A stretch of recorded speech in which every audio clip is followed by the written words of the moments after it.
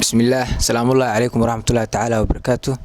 waxaan la kulmay aabba Soomaaliyeed oo dhibaataysan una baahan in muslimiinta dhammaan meel kasta joogaan ay caawiyaan. Aabba Farxaan Duraan Cabdullaahi noo sheegay inuu baasaboor Soomaali xitaa haysto, tagay Nairobi hadda koor loo sheegay in indhihiisa weli rajo leeyihiin loo fiiqi karo haddii uu helo isbitaal ama qof geey kara Turkiga ama Hindiya sidoo noo sheegay indhiisana wali rajo ka qabo sheegay xitaa in uu booskiisa oo inuu gato isku day hadana wax ka gato oo waayay Aabba Farxaan Duraan Cabdullaahi oo hadana uu jiisnimo ku darsaday in doolan asagan ku soo dhaweeyna haye Aabba Farxaan.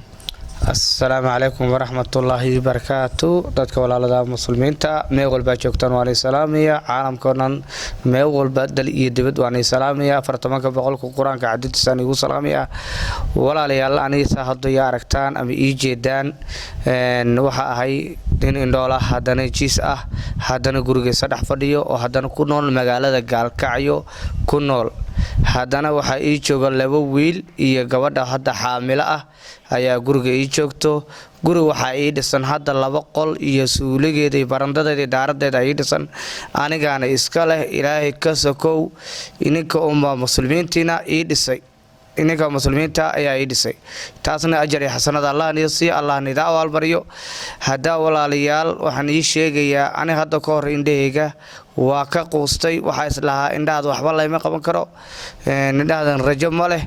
laakiin marka arkay guriga adistay xoogaa yar oo lacag ii soo hartay ayaa waxa ku aaday magaalada Nairobi ku aaday Nairobi marka ku aadanay dhaqaatiir fara badan baa la kulmay waxay dheen indhaada waa ma guban indhaada waa caadi indhaadana waa shaqeynayaan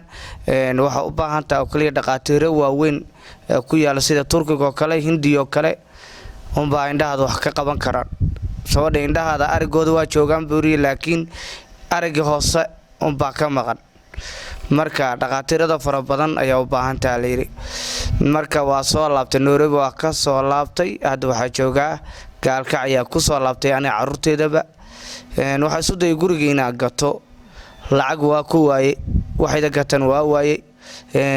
hatta rahan waa soo day guriga ina dhigto hatta rahantu cid ila qabato waa waayay waxa imid magaalada Cadaado ayaa imid Cadaada hadan ku suganay waliba TV-ga Cadaado ayaa ku suganay dhalinyarada joogo ayaa hadda ii jeedaan inay caawinayaan ii gurmanayaan inagan waxa rajeynaya inay ii gurmataan hal qof iniga kamid ah ayaa qaadi karo oo Turkiga qaadi kara ama Hindiya qarashka la yiri waa loo qaadayna waa $6,000 waa aniga gabadha $6,000 ayaa la yiri waa loo qaadaya marka $6,000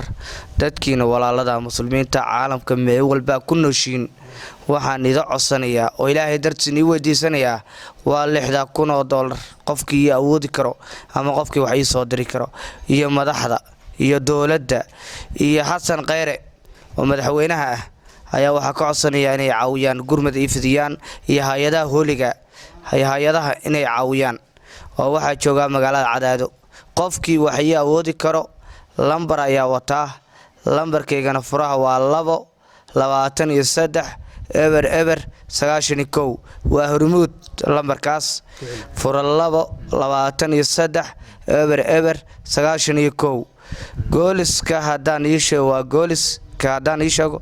furaha waa 631 20 waa goolis furaha waa 631 20 muslimiintina waa nii duceynaya awal beenika ay caawin jiray awal beenika wuxuu sadaqaysan jiray haddana waxa rajeynayaa inay caawisaan oo dhaqaatiir caafimaad inay ii dhigtaan sida indhahayga ka soo qusto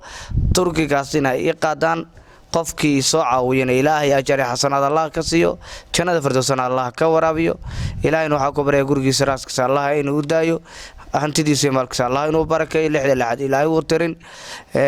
waxa uu rajeynayaa gaalada Allah inuu nida xijaabo gaalada Allah inuu nida qabto marka walaalada muslimiinta waa nida codsay السلام عليكم ورحمة الله وبركاته. waa tahay aabe farxaan duraan cabdullaahi sida uu sheegay xitaa si indhiisa ugu soo laabtaan mustaqbalka uu rajeynayo hantidiisa xitaa waa dhigay waa u gudmi weeday rahan waa geeyay waa laga qaabili waayay cid kastoo muslim oo fariintan waa ku socotaa la sheerta ka baqiilin walaalkiin aabe farxaan duraan cabdullaahi u gudbiya fiidiyogan madaxda u gudbiya cid kastoo wax u qaban karta u gudbiya shirkadaha u gudbiya kambaniyada u gudbiya waxa ay u filan oo $6,000 oo indhahayga mustaqbalkayga rajadeeda ay ugu rumeebi karto hal qof awooda maaragtay laakiin muslimiinta oo dhan anaga fariinta u dirownaa hal soo caawiyo aabe farxaan duraan cabdullaahi lambarka oo idin sheegana shaashada ka aragtiin saan filaayo. Assalaamu alaykum wa rahmatullahi.